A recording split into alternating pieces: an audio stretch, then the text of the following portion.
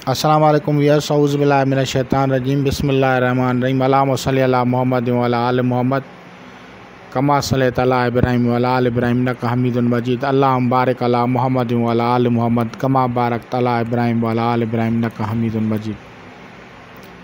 औज़ु बिल्लाहि मिनश शैतानिर रजीम, बिस्मिल्लाहिर रहमानिर रहीम। जैसा कि रमज़ान शरीफ के महीना में खैर व बरकत के अहमाल किए जाते हैं, रमज़ान शरीफ में क्या शैतान बंध जाता है? तो बिल्कुल ऐसा ही है, रमज़ान शरीफ में शैतान बंध जाता है, शैतानों को कैद किया जाता है। तो अक्सर लोग ये कहते हैं कि ये कैसे मुमकिन है। तो ये असल में अरबिक वर्ड्स हैं और इस्तिलाहन या उनकी एडमेटिकल जो मीनिंग होती है उसमें फ़र्क होता है। इब्लीस और है और शैतान और है। शैतान का मतलब है बेतरतीब, डिसऑर्डरनेस।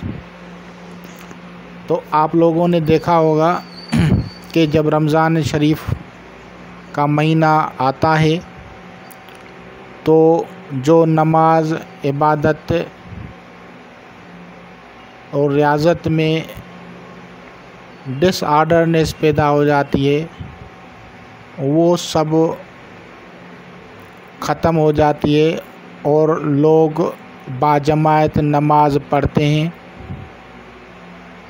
और लोग इबादत और रियाज़त में ज़्यादा वक्त सर्फ करते हैं। तो ये लफ्ज़ शैतान जो है इसका मतलब है बेतरतीब। अगर तरतीब से कोई चीज़ हट जाए तो उसे शैतान कहा जाता है। तो उसके ये फ़वाइद होते हैं कि जब रमज़ान शरीफ आता है तो हर एक अच्छाई की तरफ चल पड़ता है, यानी उस अच्छी तरतीब की तरफ चल पड़ता है। तो इसीलिए शैतान कैद कहा जाता है कि शैतान को कैद होता है। तो इसी तरह अमाल में क्या कोई ऐसा अमल है जो ईद के पुरमसरत मौके पे अगर किया जाए तो हिफाजत हो, बरकत हो और असरात शैतानी से महफूज हो? तो बिल्कुल ऐसा है। आदिस मुक़द्दसा की कुतुब उठा के देखें, औलिया इकराम बुज़ुर्गान दीन की कुतुब उठा के देखें, उनकी ज़िंदगी के अमाल को पढ़ें।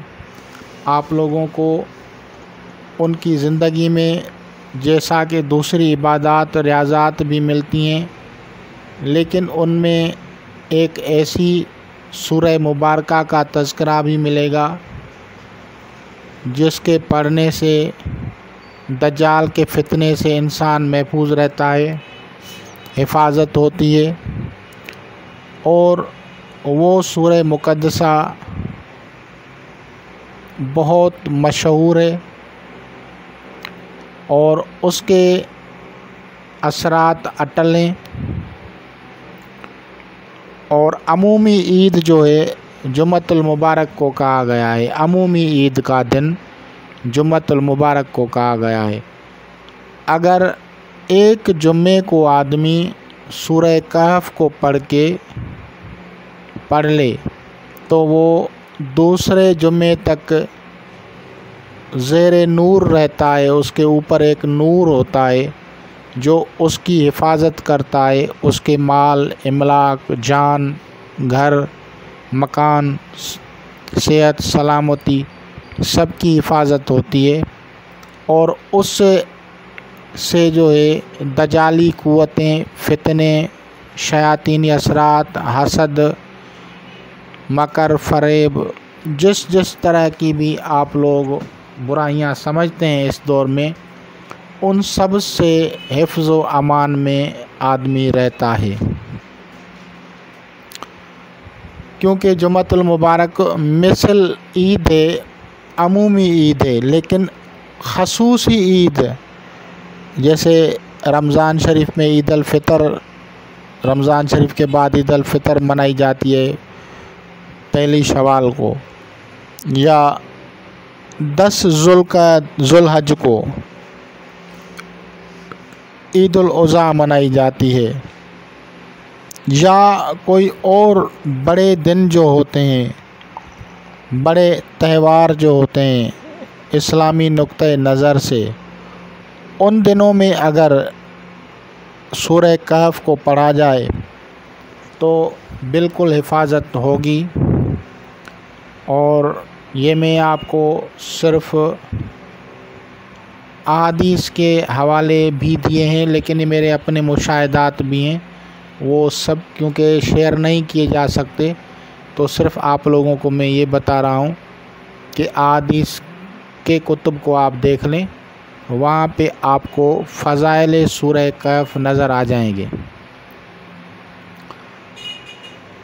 اس سورہ مبارکہ میں اصحاب کہف، اصحاب رقیم کا واقعہ ہے۔ اصحاب کہف وہ ہستیاں تھیں جنہوں نے شرک کو رد کیا اور وہ وہاں سے بھاگ نکلے تھے۔ اس میں سکندر ذوالقرنین کا واقعہ ہے، اس میں حضرت خواجہ خضر علیہ السلام کا واقعہ ہے، حضرت موسیٰ علیہ السلام اور حضرت خواجہ خضر علیہ السلام کا واقعہ تذکرہ اس میں ہے۔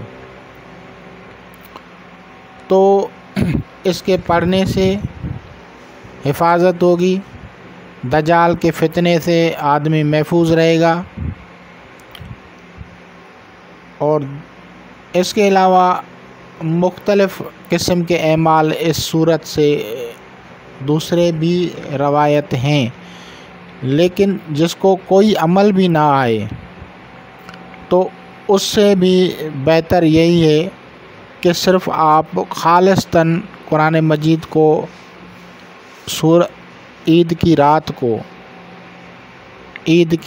کو یعنی دوسرے دن عید الفطر ہے تو پہلے جو رات آئے گی دوسرا دن کو عید نماز پڑھی جائے گی، تو اس رات کو سورہ کہف کو پڑھیں اور پھر دعا مانگیں حفظ و امان کی، حفاظت کی، صحت کی، دجال اور شیاطینی قوت کے فتنوں سے بچنے کی۔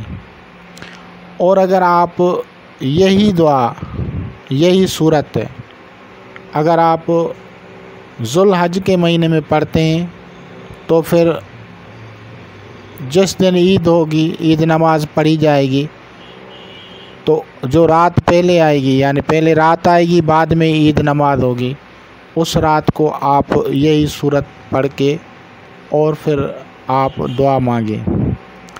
اس کا یہ ایک اسپیشلی خاص عمل ہے، جیسے دوسرے دنوں کے اعمال ہوتے ہیں اسی طرح اس رات کا یعنی عید کی رات کا جو خاص عمل ہے وہ یہی ہے کہ اس کو سورہ کہف کو پڑھا جائے اور پھر اس کے فیض و برکات کو دیکھیں، اس کی نورانیت، اس کی تجلیات، ان شیطانی فاسد جادوئی اثرات، شیطانی اثرات سب کو ملیہ میٹ کر کے رکھ دے گی۔